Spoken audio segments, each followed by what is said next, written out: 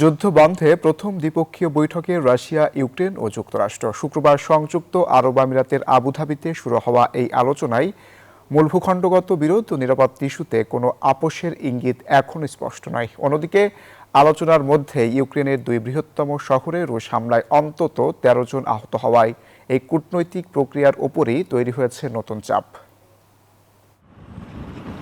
শান্তি চুক্তিতে পৌঁছানোর জন্য কিয়েভের উপর ক্রমবর্ধমান মার্কিন চাপের প্রেক্ষাপটে মধ্যপ্রাচ্য শহর আবুধাবিতে ত্রিপক্ষীয় বৈঠকে মিলিত হয়েছেন মস্কো, কিয়েভ ও ওয়াশিংটনের প্রতিনিধিরা।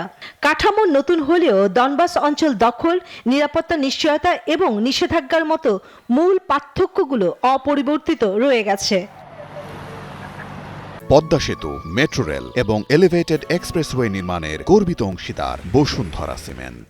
রাশিয়ার দাবি যুদ্ধ বন্ধ করার আগে ইউক্রেনকে তার পূর্বাঞ্চলীয় শিলাপ্রধান ডনবাস এলাকা ছেড়ে দিতে হবে।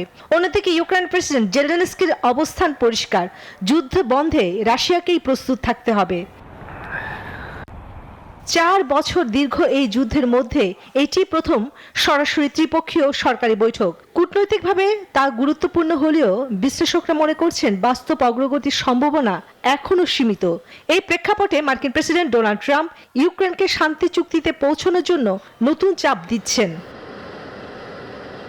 কিন্তু আলোচনার টেবিলের বাইরেও চলছে অন্য খেলা। বৈঠকের মধ্যেই শনিবার ভোরে ইউক্রেনের রাজধানী কিয়েভ ও উত্তর পূর্বাঞ্চলীয় শহর খার্কিভে রুশ হামলায় অন্তত ১৩ জন আহত হয়েছেন। সাম্প্রতিক সপ্তাহগুলোতে শহরগুলোর ওপর রুশ হামলা তীব্রতা বেড়ে যাওয়ায় বেসামরিক নিরাপত্তা নিয়ে নতুন উদ্বেগ তৈরি হয়েছে। চন্দ্রা, নিউজ 24।